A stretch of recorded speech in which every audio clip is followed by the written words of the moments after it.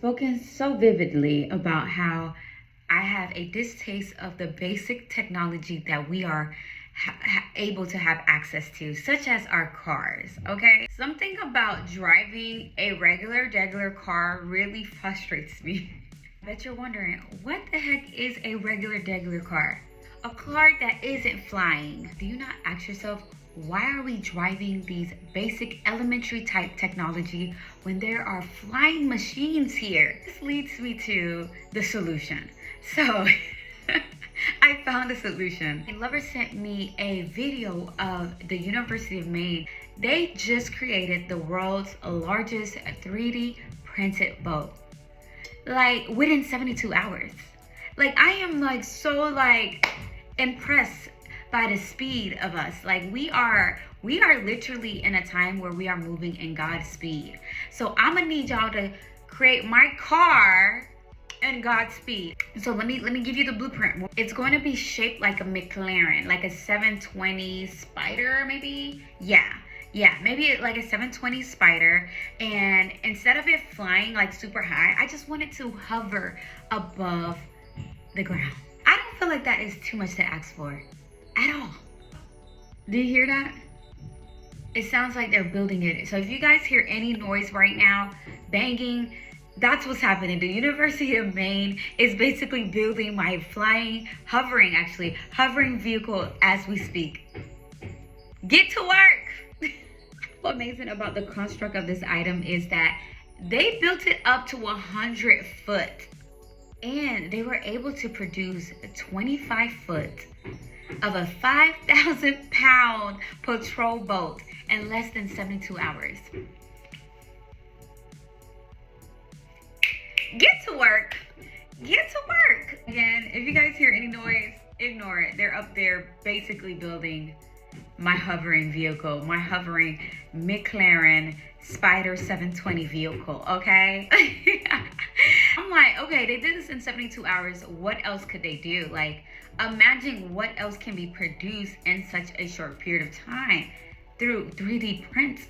And you know what was so funny? The thing that had me tickling and laughing about this entire construct is that they actually tested out. They had this thing on water, and I was just keying because I was like, oh, I'm proud to be a human, because like just the fun of the built up of things is just so amazing to me. I was asking like, what else can this help? So my lover actually came up with this really dope concept. He was like, this would actually help for emergency purposes. For an example, you see how Florida has such wild sporadic flooding in certain areas. So he was like, this can actually help, like say that a flooding occur and we need emergency floating devices to help people that are stuck in the flooding. This can actually help. Like, we can actually produce this within such a short period of time and have this equipped and ready to go for flooding, you know? So I was like, it's actually a really thoughtful thought, you know? And I was just like, that really is a thoughtful thought. I wasn't thinking about that. I was like, build me my car.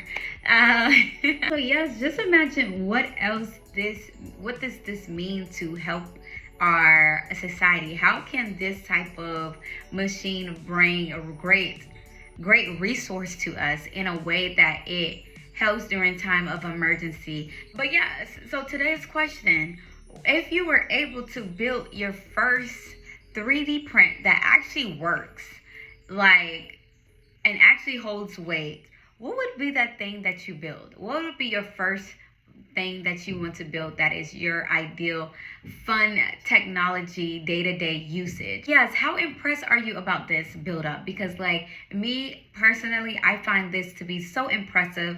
I feel like we are on a direction that is for the basic, for the elementary technology users. I feel that we are heading towards way more fun toys to play with in this realm. So I'm excited to see what that is and how I'll be able to implement myself in those toys. You feel me? With that being said, I just wanted to spark your interest and highlight what is going on right now in our realm as we use our Godspeed to build up the toys, the technology to make this human experience even more potent and exciting. So with that being said, I leave you with this beautiful day. I wish you well. It's Ms. Yoni.